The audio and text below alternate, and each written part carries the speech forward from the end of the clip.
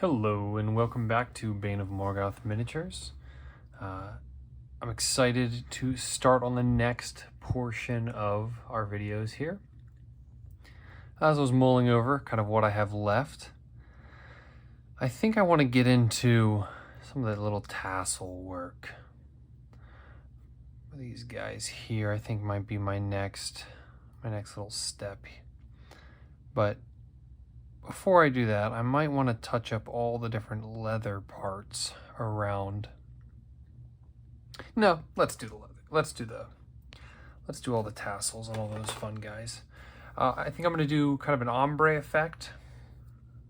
Is going to be my goal for each one of them. Kind of adding in a similar kind of tone to them. Kind of going from a tealish turquoise color to a purple. As I talked about in my first video, my whole intent for this is painting it for my wife for her desk at work, and she loves all of these purples and greens and blues. So when you're painting for yourself, you kind of get a little more free reign, but when you're painting for someone, it's important to always keep on task for what they might be wanting with their product. So we're just gonna dabble in this area a little bit. This might be a little shorter of a video, but this is a technique I'm going to be employing here. It's called wet blending, and it's essentially the first step of it is normally a little less specific. You're more aiming for coverage than anything else. And I'm going to be switching back and forth between my colors because at the top I want it to be a vibrant teal, and at the bottom I want the vibrant purple in there. But when I get into the middle section, you can see I'm just going to, right before your very eyes, do a little bit of blending. And I'm not going to get too crazy with the amount of colors I use here, because as you go back and forth with wet blending, you're going to find that the transition should start to smooth out as long as you are using the right colors in the right place. And it is called wet blending for a reason. It's not a misnomer like dry brushing. When you wet blend, your entire purpose is to move quickly and accurately as you kind of add paint to your model, making sure you get that nice mix in there as you work. And when you think you don't have enough of one, you go right back to it and add it in. And it gets a little sloppy. That's okay, because this is going to not be my finished product. Even though it does have a nice kind of zing to it already, I want to just get a nice, interesting base coat going. And I'm going to do this for all of my different elements across this model.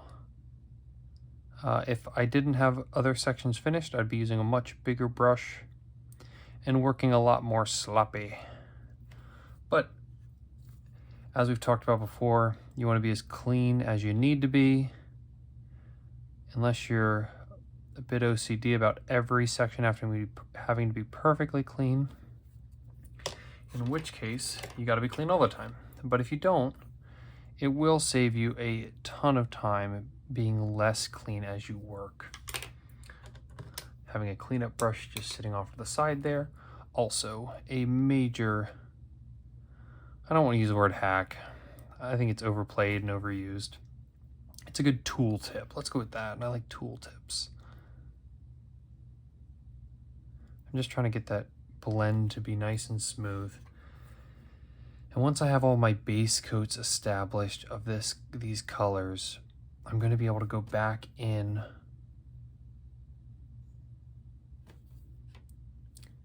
with some more vibrant versions of them and really get kind of a fun ombre with highlights going here.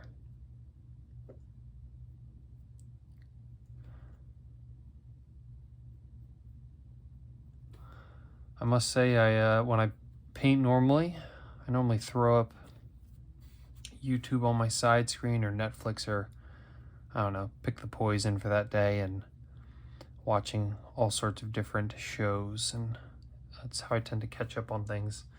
But I have quite enjoyed talking to myself. So maybe that's a sign that I should be called to the psychiatric ward sooner rather than later. But making videos like this has been really kind of an enjoyable process, and we see what happens when we make a big mistake like that. We just need to move quickly, get some water on it. Because you know what doesn't dry quickly? Water. Water doesn't dry very quickly, as opposed to thin paint. Thin paint dries very quickly. So this over there, it's just wet blending, so it'll take longer to dry than what I'm working on. Now that I've wetted that up, I'll go back and double check it. Want fresh eyes, still like it, still good to go. I apologize for not posting last week. I was helping out at my church's VBS, or Vacation Bible School, and getting to see a lot of kids, and I was teaching one of the elements of it and about scripture memorization, and it was really a good time. Had some exciting moments with the kids. I got to teach them a lot of different things, and I really learned together. And that's an important thing that my brother used to tell me all the time is, if you go into every conversation like you're going to learn something, you will. And that can be with an 8-year-old or an 80-year-old, or someone that barely speaks your language. You might learn a bit of work technique from them that you didn't think was something they had, but they figured something out that you maybe never would have figured out or never would have thought about that way.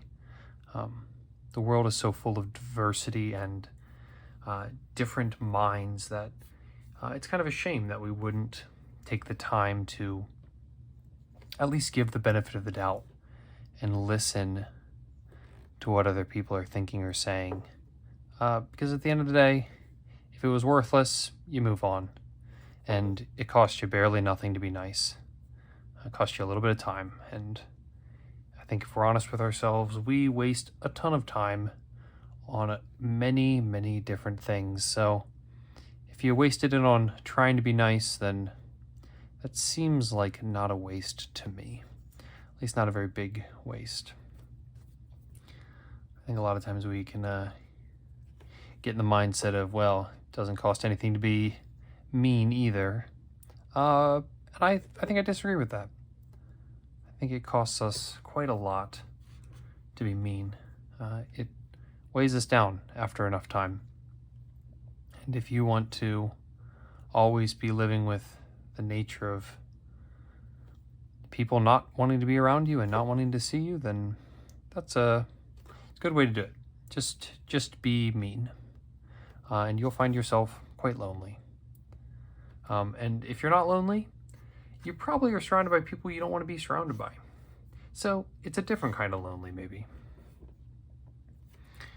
When I started this, I never thought I would ramble on about all the different ideas I had, but here I am, because that's just kind of who I am. I am never ending when it comes to teaching and thinking. I can't escape my own mind, as it were. So just kind of a brief walk around each of those different spots, getting some different vibrant colors. And the cool thing is, with it being the undercoat like this, it doesn't have to be perfect, because my next step is going to be a little bit of messy, but a bit of cleanup as well.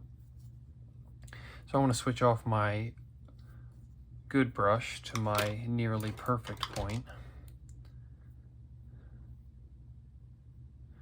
Now that I already dirtied that up earlier. And I need to start drawing some differences, especially this one, this guy here. You can see that he is really blended in there. And I think these are going to be some of my highlight portions. So let's use our brains here and let's jump some colors. That's probably too bright.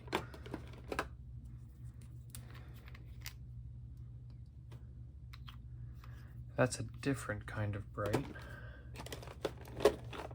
As you can tell, I'm a pure professional. I'm not doing any of this on the fly. I have it all mapped out, planned out, thought through. And I'm certainly not winging portions of this because that would be silly. But I think that's one of the joys of painting. Obviously sarcasm is that we can wing it just a bit. And nobody cares if you wing it, except you. And that's really how it should be. If you care and it matters to you, then take your time. Think a little harder about it. Maybe map it out before you even start. But if you don't care, then run at it 100 miles an hour. Figure it out as you go. You fall down, you fall down.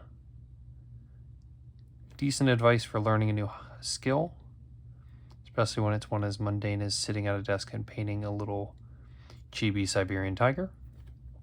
Not a good test for skydiving, so be mindful of that. Some things require a little more thought through classes and other ideas. I'm gonna really aim for base, mid-tone, highlight. Just kind of finding my way up to a bright highlight, but in a specific area. So I want my midtones to touch. But my highlights I don't think are going to touch very much, if at all. I want to pay attention to the textures going on the materials as well. We have straight lines this way, but with my feathers I have straight lines the other direction.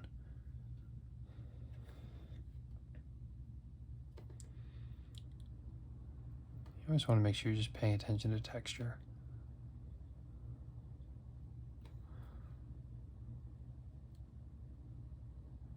I haven't really talked about this much, but my goal is pretty well every Monday I like to sit down between 6 and 8 EST and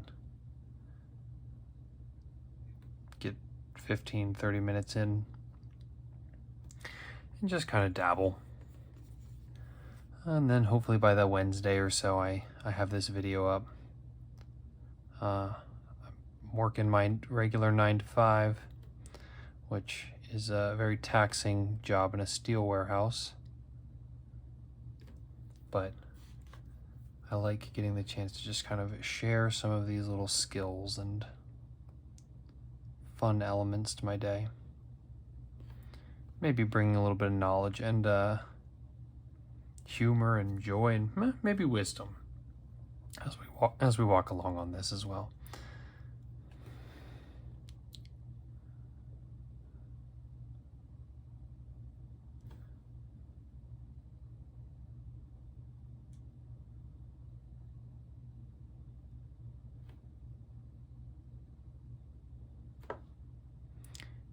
As you learn new skills, you're going to find that you are your worst critic.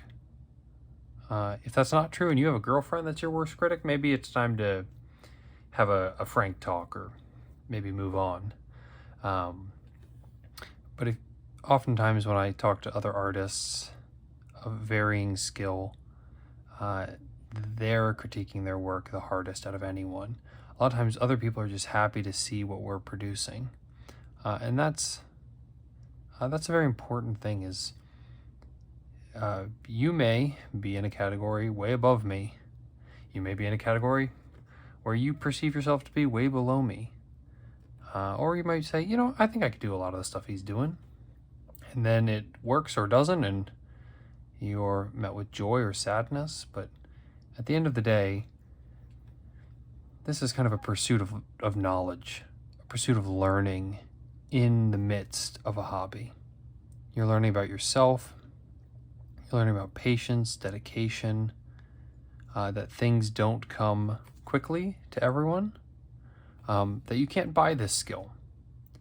I don't necessarily care who you are. If you had $1 million and you said, I want to paint like the best painters in the world, you couldn't do it. You couldn't just do it.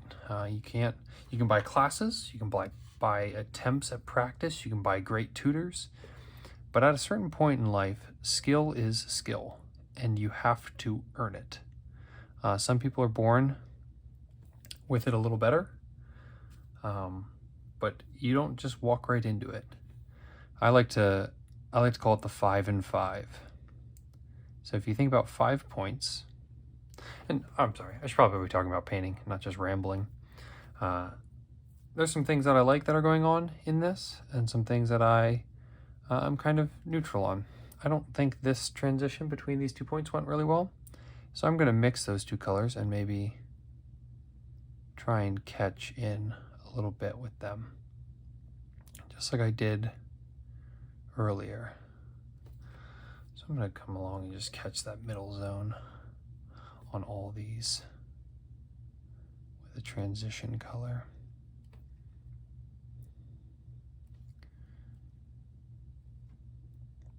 Back to the 5 and 5. I think everyone is born with a certain modicum of skill for something. So say painting. Say I was born with a 3 skill. And from there, and this 3 skill could come in many different ways. Maybe I'm colorblind. Maybe I don't quite understand how color theory functions, and I never will be able to learn it. That's my 3. I start with my 3, and I start off that pyramid. But following that 3 is the learned portion of skill. And that's how much time do I devote to this? How much effort do I put in? And when I apply myself strongly and with fervor to something, I'll find that I would max that skill out at a 5. So now I have a 5 in learned skill, and I have a 5 or a 3 in born skill, just by my natural aptitude to something. So I have a 7. If I have a 7, then great. That sounds great. I don't think I'm a 7. If I look at every Instagram painter, I certainly feel more like a 2 a lot of times. I have fun, but there's some people that I think were born with that 5 skill, and then they really put in that 5 effort into it, and sure enough, they come out with some beautiful works. So that's what I'm trying to get to with all this silliness is you may feel like you have 2 left thumbs and you can't hold a paintbrush without shaking, and your eyesight is bad and you don't understand color theory. But it's okay. It's okay not to be the 10 out of 10. It's okay not to instantly get it all and be quick with it and, oh, everything just falls into place when I start painting. It's okay. I think we are not kind enough to ourselves when we're trying new things. And when we're trying things that we want to put a ton of effort into, it's even more troubling at times to go, well, Josh, I paint for X amount of hours a week, and I'm putting in more effort into this than I am into my 9-to-5 job, and yet I just still don't get it. What I might say to that is maybe diversify. Take a little bit of time off. Paint something completely new. Oh, speaking of which, I completely switched my painting style to try something else. I was inspired by a few different YouTubers, and I tried doing some stippling work. That was just straight stippling, nothing else. Getting some kind of fun textures. If you're interested in this model, it's from a game called Stuffed Fables. It's a board game, kind of like a mini D&D game. And here's one of the heroes you can play as. This is Lumpy. But it's completely different than my usual style. My usual style is a lot more specific towards different things. Less kind of watercolory, where you're aiming for the feel of the whole shape as opposed to the specifics. I like to aim for each individual element specifically in my normal stuff. But oh, a little more show and tell. This is a little fun guy paint. He just has a nice feel to him, those piercing red eyes. Dun, dun, dun, dun, dun. But he and this, sometimes you need a break from yourself. You need a break from being your own critic. But back to the piece. We're starting to get some of those nice, kind of fun, kind of flowy transitions. I haven't decided on this. I don't know if I'm going to pull it back down to here for the robe. But that's going to be all for this video. It was good being with you all. Thank you so much for being a part of the channel, contributing in the ways you do just by watching. Passing it along to a buddy is also very nice. Feel free to like and subscribe. And if you have any comments on what I should do next, or maybe you could have done this for that, I'd love to hear those things. I'm not perfect, and the way we can keep learning is by listening to other people. Not necessarily taking advice every time, but listening, and maybe they trigger something in you that goes, I could have done it this way instead. Well, thank you so much for being a part of the channel and watching. Hope you have a wonderful night or day wherever you're at. Thank you. Bye.